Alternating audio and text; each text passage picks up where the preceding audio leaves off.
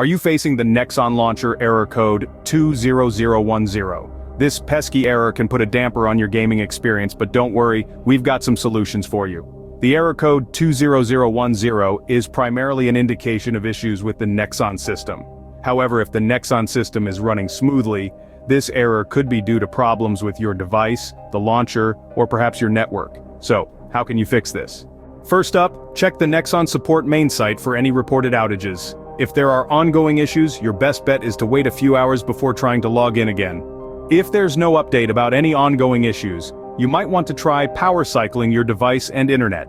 Shut down your device and router, disconnect both from the power source, and wait for 3 to 4 minutes. After that, restart your internet, wait for the router to fully start, then restart your device. Reconnect your device to the internet and check if the error still persists. Another method to try is checking if you can log into the Nexon website. If you can, go to your account settings and change your password. Then quit and relaunch the Nexon launcher and try logging in again with your new password. If none of these solutions work, patience might be the key. Wait a few hours in case there are issues on Nexon's end that haven't been updated yet. If the error still persists after waiting, it's time to get in touch with Nexon support. Remember, the Nexon launcher error code 20010 typically arises due to issues with the Nexon system, unstable or slow internet, or problems with the launcher.